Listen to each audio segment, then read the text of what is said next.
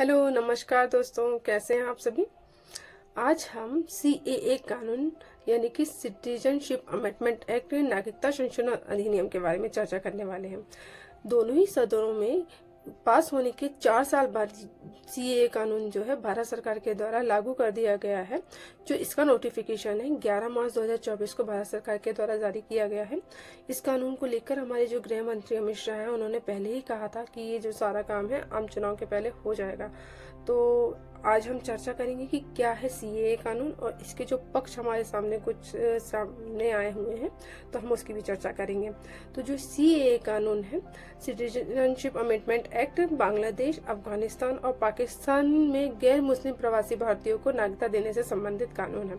इसमें 6 समुदाय हिंदू, सिख, ईसाई, बौद्ध, जैन और पारसियों को शामिल किया गया है। ये जो समुदाय हैं भारत में नागरिकता लेने के पात्र होंगे।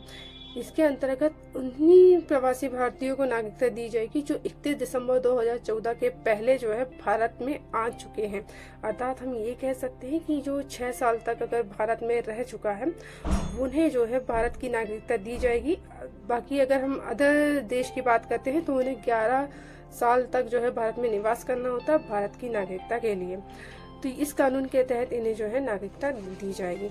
अगर हम इसकी कुछ और पक्ष और चुनौतियों की बात करते हैं तो हमें ये देखने को मिलती है कि जो अवैध रूप से भारत में रह रहे थे शरणार्थी या प्रवासी भारतीय, उन्हें नागरिकता मिल जाएगी।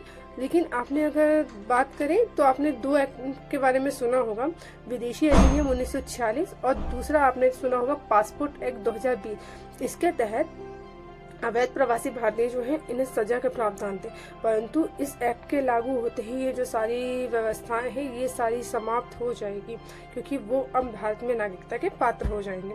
तो भारत सरकार के द्वारा दिसंबर 2019 में ये दोनों ही सदनों में जो कानून है पास कर दिया गया था और राष्ट्रपति की जो अनुमति है वो भी इसमें दे दी गई थी।